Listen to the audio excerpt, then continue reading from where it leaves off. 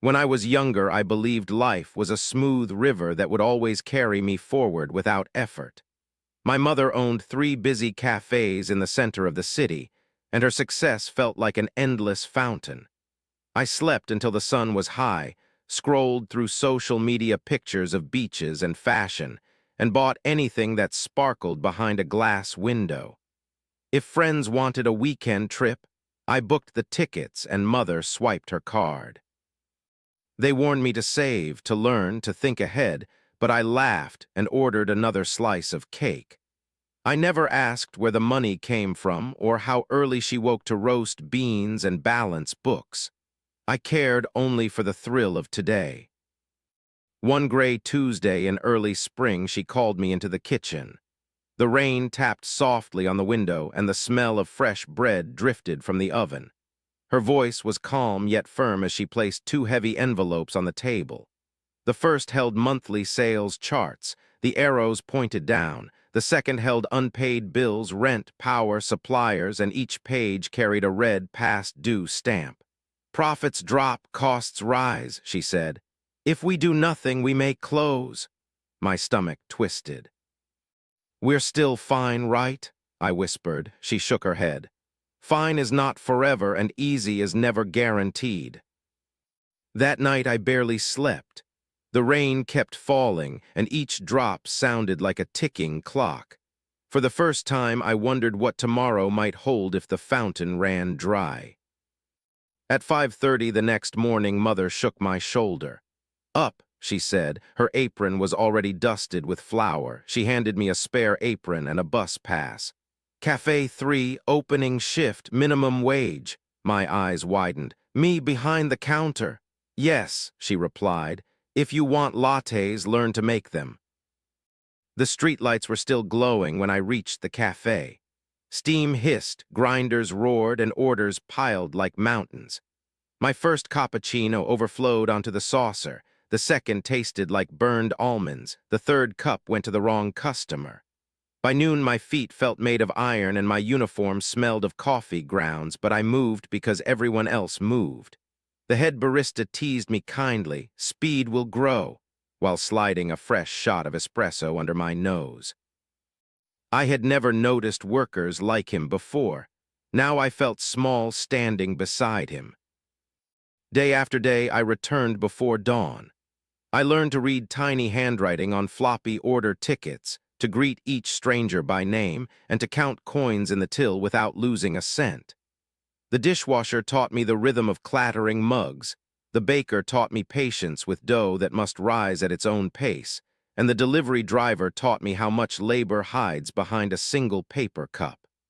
I earned my first honest pay and felt a spark inside, respect for work, and for every coin I once wasted.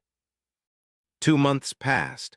Muscle formed in my arms from lifting milk crates. Calluses toughened my fingers. Dark smudges stayed under my nails no matter how hard I scrubbed. Yet I found strange joy in the routine. The hiss of the first espresso at 6:03, the regular who ordered a decaf double shot yet always complained it kept her awake. The silence of the shop at 3 p.m. when sunlight slanted in and dust danced like quiet stars. After closing, I swept the floor in wide circles and listened to my own breathing. It was the sound of effort, and it felt honest. One Friday evening, Mother invited me up the narrow back stairs to her office above the first cafe. The space smelled of roasted beans and printer ink. She motioned for me to sit. On her desk lay a thick binder labeled Inventory. "Show me what you know," she said. I opened the binder and read the columns: coffee beans, sugar packets, milk, napkins, cleaning chemicals, paper cups. I hesitated, then began to recite how many units we used in a day and how often deliveries arrived. She asked gentle questions, each one nudging me deeper: cost per kilogram, waste percentage, storage temperature, supplier deadlines. I answered most but stumbled on a few. She smiled. "Tomorrow you will manage inventory alone. The cafe depends on those numbers." The task seemed simple: count boxes, reorder stock, but the weight of it startled me.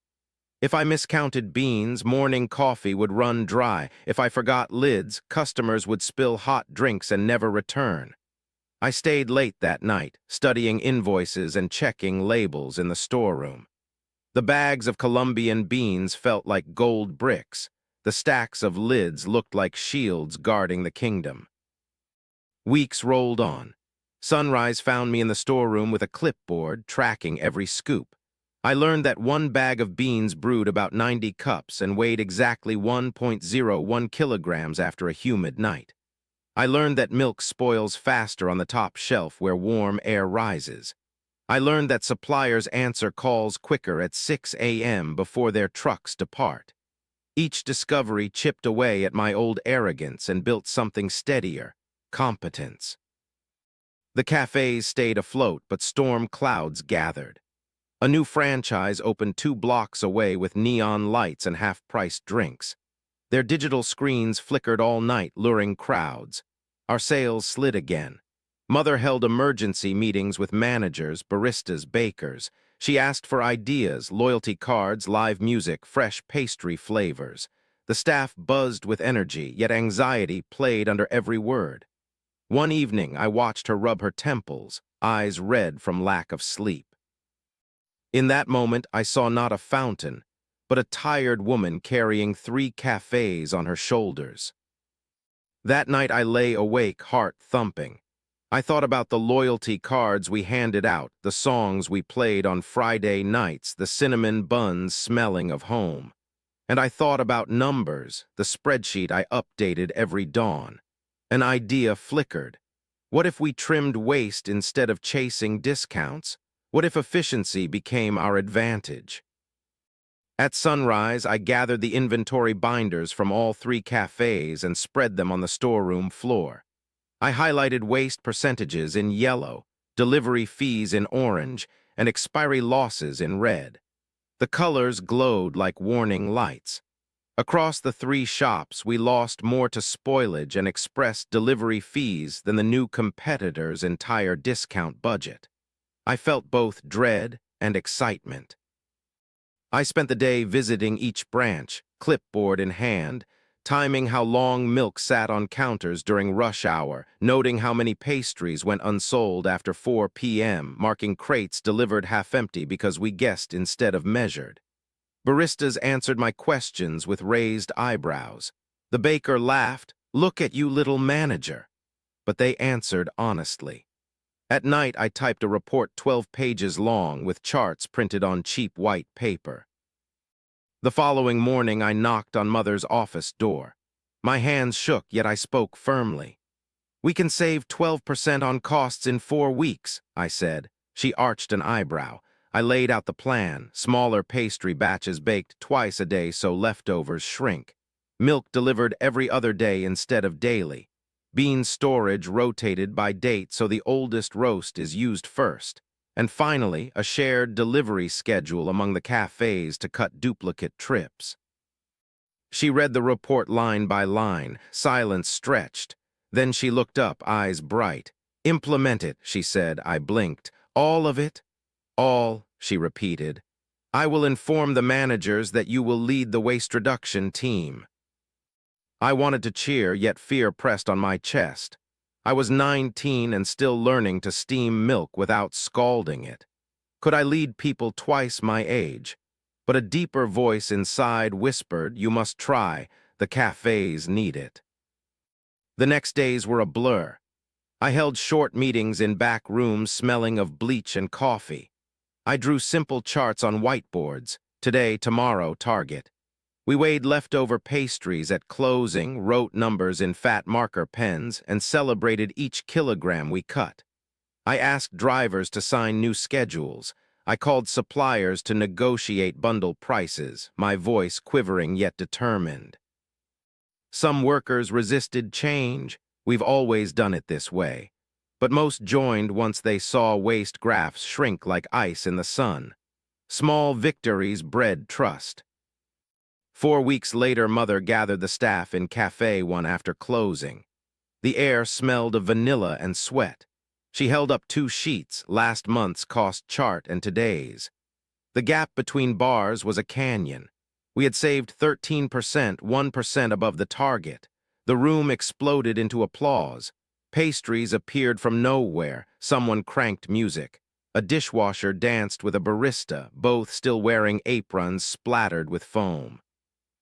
Mother raised a paper cup and said, "To everyone who worked, counted, lifted, cleaned, served, and changed." She paused, eyes on me. "And to the young woman who proved that effort beats ease." I felt warmth flood my chest, as if a sunrise had settled inside me. The competitors' neon lights still flashed down the block, but our cafes stood steady. Customers returned not for discounts, but for the warmth, the consistent taste, the smiles they recognized. Sales stabilized, then crept upward.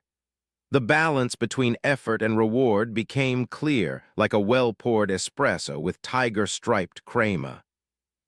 One quiet afternoon, while wiping tables after the lunch rush, I noticed the city through the window.